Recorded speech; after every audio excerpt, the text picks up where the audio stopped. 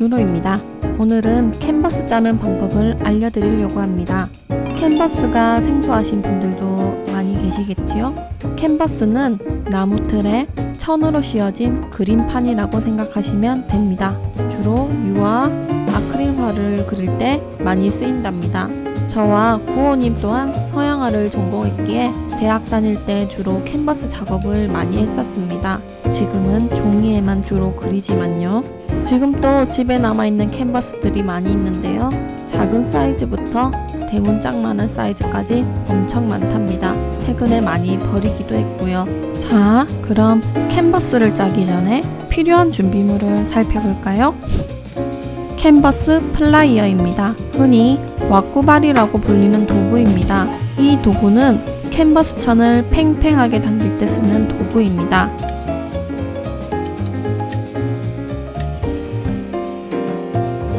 다음은 타카입니다. 타카는 스탬플러와 사촌관계입니다. 주로 벽이나 나무 찝을 때 많이 쓰인답니다.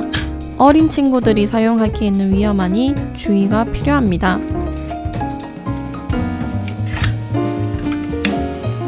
다음은 타카심 제거기입니다. 박힌 타카심을 다시 제거할 때 쓰입니다. 이것은 있으면 편하고 없으면 다른 도구를 사용해도 괜찮습니다. 다음은 나무 틀이 필요하겠지요? 자, 보자. 책상 아래 숨어있는 작은 캔버스들이 많습니다. 요 녀석 당첨! 다음은 천이 필요합니다. 나무 틀을 감쌀 정도의 여유를 남겨주시고 천을 재단해줍니다.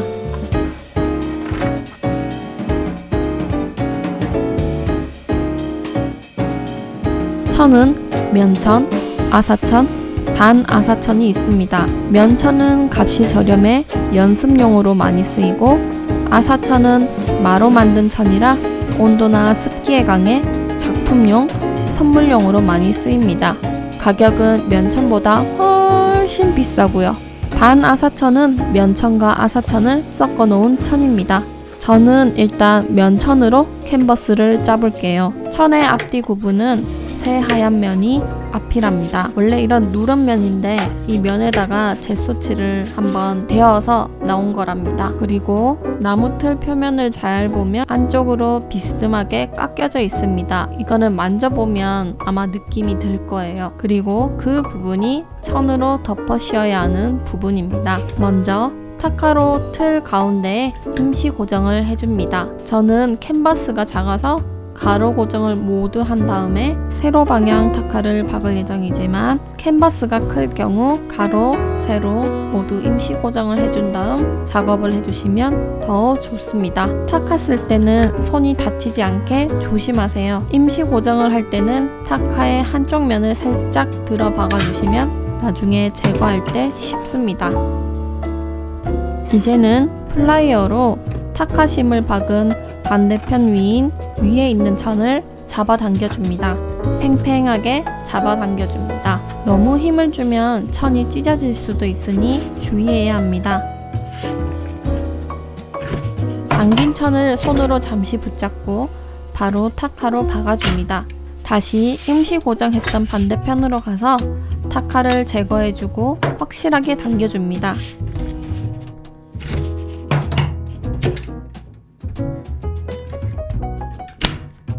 양옆도 당겨주면서 타카를 더 박아주세요.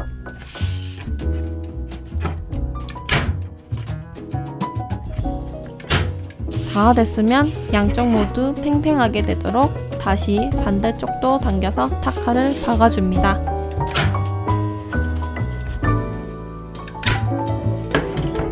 다 되었다면 이제 안 했던 세로 방향도 똑같이 해줍니다.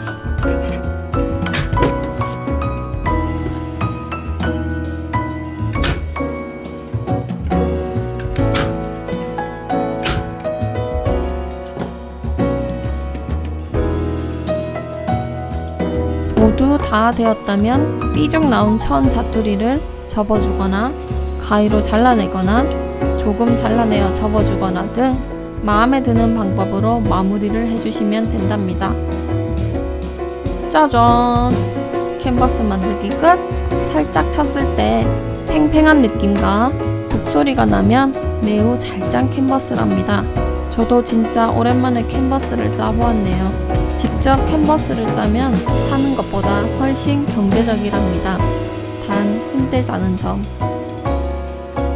나는 만들기가 귀찮다. 힘들다 하시면 짜여진 캔버스를 사는 것도 좋습니다. 오늘 영상 어떠셨나요? 다음에는 캔버스 밑작업 젯소칠에 대해 알려드릴게요. 재밌고 유익하셨다면 좋아요와 구독 눌러주세요. 감사합니다.